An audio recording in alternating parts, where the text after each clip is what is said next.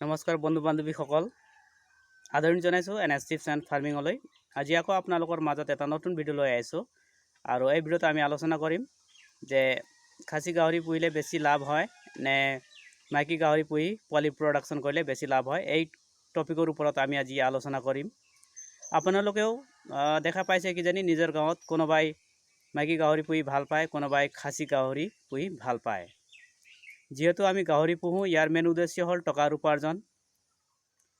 ফাৰ্মাৰসকলে সদায় এই কথা ধ্যান দিব লাগিব যে কি কৰিলে কম সময়ত বেছি টকা ইনকাম কৰিব পাৰি। যিসকল বন্ধু বান্ধৱীয়ে আগৰে পৰা গাহৰি পালন কৰি আছে, অৰ্থাৎ পুৰণা ফাৰ্মাৰ হয়, আপোনালোকে এই কথাটো নিশ্চয় ভালদৰে জানে। কিন্তু যিসকল বন্ধু বান্ধৱীয়ে নতুনকৈ ফাৰ্ম ষ্টাৰ্ট কৰিম বুলি ভাবি আছে বা ষ্টাৰ্ট কৰি আছে, সেইসকলৰ বাবে এই ভিডিঅ'টো বেছি ইম্পৰ্টেণ্ট হ'ব। ফ্ৰেণ্ডছ, ভিডিঅ'টো আৰম্ভৰ পৰা শেষলৈকে চাই থাকিব। প্ৰথমতে আলোচনা কৰিম চাৰিটা মাইকী গাহৰিৰ পৰা কিমান টকা উপাৰ্জন কৰিব পাৰি। তাৰ পাছত আলোচনা কৰিম চাৰিটা খাচী গাহৰিৰ পৰা কিমান টকা কমাব পাৰি আৰু দুয়োটাৰ মাজত কিমান টকাৰ ডিফাৰেঞ্চ থাকিব, সেই সকলো কথা আমি আলোচনা কৰিম। যদি কোনোবা বন্ধু বান্ধৱী এতিয়ালৈকে মোৰ চেনেলটো ছাবস্ক্ৰাইব কৰা নাই, তেন্তে লাইক, ছাবস্ক্ৰাইব আৰু কাষত থকা বেল আইকন প্ৰেছ কৰি নটিফিকেশ্যন অন ৰাখিবলৈ একেবাৰে নাপাহৰিব। মানি লওক মাইকী গাহৰি পোৱালিৰ দাম এটাৰ 4,000 কৰি, চাৰিটাৰ হ'ব 16,000 টকা। দৰৱ পাতি খৰচ ধৰি লওক এটাৰ 600 কৰি, চাৰিটাৰ হ'ব 2400 টকা আৰু দানা খৰচ এটাৰ 4,500 কৰি, চাৰিটাৰ হ'ব 18,000 টকা। এতিয়া মুঠ খৰচ 37,400 টকা। মানি লওক এটা গাহৰিয়ে পোৱালি দিলে 8টা, তেন্তে 4টা গাহৰিৰ পোৱালি হ'ব 32টা। মানি লওক বিক্ৰী কৰা হ'ল, বিক্ৰী কৰিলে পোৱা যাব এটাৰ 4,000 কৰি 32টা পোৱালিৰ দাম হ'ব 1,28,000 টকা। খৰচ হৈছিল 37,400 টকা। 1,28,000 পৰা 37,400 টকা মাইনাছ কৰিলে থাকিব 92,000। তো প্ৰফিট হ'ল 92,000। এতিয়া আলোচনা কৰিম পঠা গাহৰিৰ ওপৰত। পঠা গাহৰি পোৱালিৰ দাম মানি লওক এটা 4,200 টকা, তাতে 4টা পোৱালিৰ দাম হ'ব 16,800 টকা।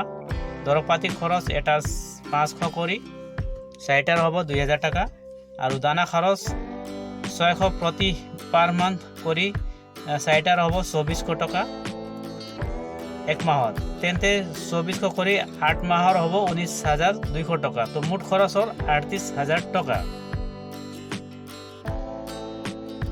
এতিয়া মানি লওক 8 মাহত খাচী গাহৰিৰ মিনিমাম ৱেইট 70 কেজি হ'ল, তেন্তে 70 কেজি ইনটু 350 পাৰ কেজি ধৰিলে 24,500 টকা হ'ব।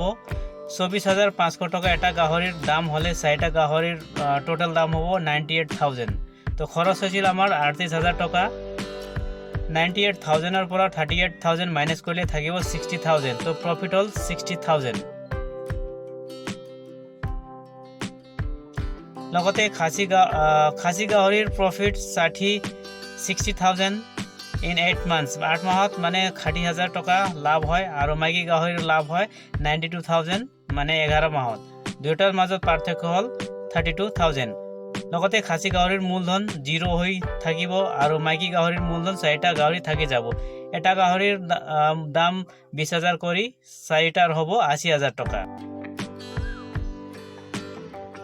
বন্ধুসকল, মই জাষ্ট আপোনালোকক কেলকুলেশ্যন কৰি দেখুৱাবলৈ চেষ্টা কৰিছোঁ যে খাচী গাহৰি পুহিলে প্ৰফিট বেছি হয় নে মাইকী গাহৰি পুহিলে বেছি প্ৰফিট হয়। নিশ্চয় আপোনালোকে ভিডিঅ'টো চাই গম পাইছে কিজানি মাইকী গাহৰি পুহিলে খাচী গাহৰিতকৈ প্ৰফিট দুগুণ হয়। আমি যিটো কেলকুলেশ্যন কৰিছোঁ দানা খৰচ, পোৱালি কিনা খৰচ আৰু প্ৰফিট, ইয়াত কোনো ঠিক নাই, কম বেছি হ'বও পাৰে। তো বন্ধুসকল, আপোনালোকে এই ভিডিঅ'টো চাই কিছু হ'লেও আইডিয়া পাইছে বুলি আশা কৰিলোঁ। যদি ভিডিঅ'টো ভাল লাগিলে লাইক, শ্বেয়াৰ, কমেণ্ট আৰু ছাবস্ক্ৰাইব কৰিবলৈ নাপাহৰিব। আপোনালোকে জানে মই এনেধৰণৰ গাহৰি ৰিলেটেড ভিডিঅ' বনাই থাকোঁ বুলি। তো আজিৰ ভিডিঅ'ত ইমানে। আকৌ লগ পাম আন এটা নতুন ভিডিঅ'ত। ধন্যবাদ।